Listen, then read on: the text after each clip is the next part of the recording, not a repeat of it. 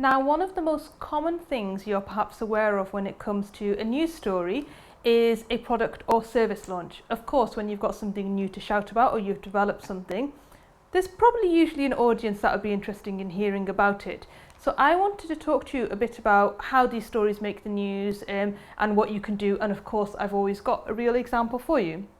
So a product launch is what it says on the tin. If you're launching a new app, if you're a tech startup, if you're launching a new physical product, you make candles, it could be of interest, I think, as long as you target correctly. So for example, I mentioned about if you launch an app, there's probably lots of tech websites that are interested in app launches, etc., and there's a space for them. And for that, it can be an out-and-out product launch.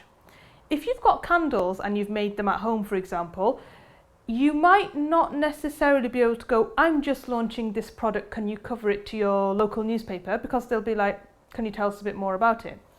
For that, you'd probably want to talk about your story. Why did you make these candles from your bathtub by creating, a vat of wax? Why did you set up this business in your spare time? So again, if you see a theme, even with a product launch, you can weave in the human interest angle, so it's not just a dry, please promote my product, because you don't want to get into that trap, because then it falls into what we mentioned before, which is the very expensive alternative, which is advertising.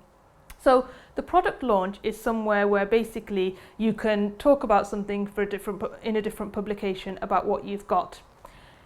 If you're a service provider, you can still have the same kind of coverage, but it'll be a service launch.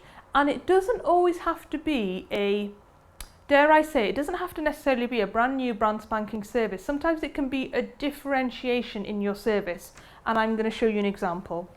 So this is basically a regional publication in the UK, and essentially the client partnered with a US company.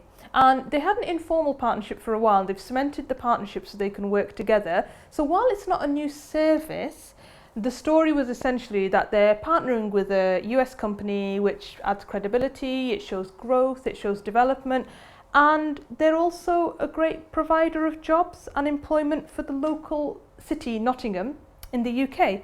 So there's a double-edged element to it where you can talk about, a service launch, and if you can think about what it means to the publication, that's the main thing. So, as I've mentioned, if, for example, it's an app, the tech publication might be just interested in apps anyway.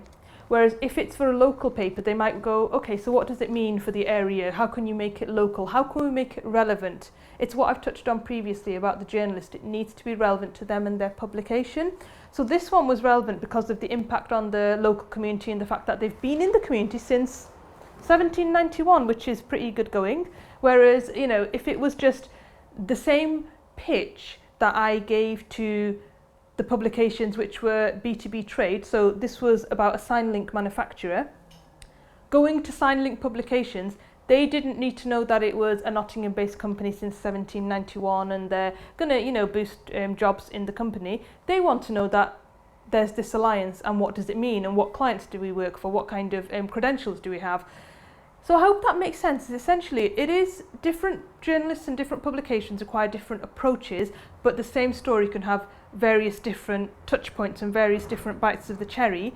And this is an example of how a service launch or a product launch can make you a potential news story.